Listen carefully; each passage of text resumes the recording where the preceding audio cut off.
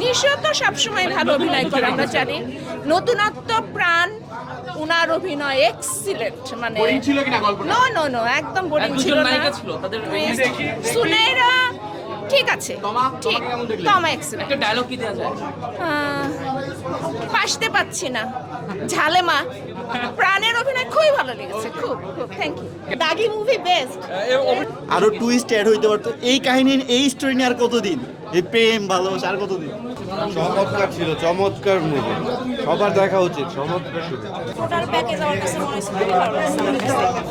সবকিছু ছিল, full package ছিল, অসাধারণ, অনেক ভালো, অনেক ভালো। নিশো ভাইয়ার অ্যাক্টিং মাইন্ড ব্লোয়িং, বলার মতো। অসাধারণ ছিল, অসাধারণ। অনেক ভালো ছিল। ফ্যামিলি নিয়ে সামনের সিনেমা, রোমান্স, তারপরে ইমোশন এবং সাসপেন্স ভরপুর ভাই, এনজয়েবল। একদম ভালো লেগেছে। নিশো সবথেকে ভালো, অসাধারণ। হ্যাঁ ভালো ছিল ভাই, ভালো গল্প ছিল, ভালো অভিনয় ছিল, খুব সুন্দর মুভি ভাই। 10 আউট অফ 9, পরেরটা 10 আউট অফ 10 দিব। বেস্ট, দাগি মুভি বেস্ট। ভাই 10-এ কত দিবেন? 9 10-এ কত দিবেন?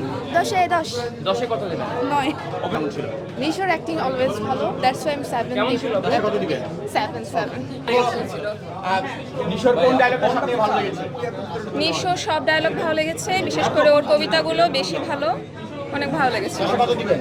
10-এ 9 হৃদয় ছুঁতে পেরেছে কিনা? অবশ্যই। ওকে, কেমন লেগেছে? অসাধারণ, অসাধারণ দাগি।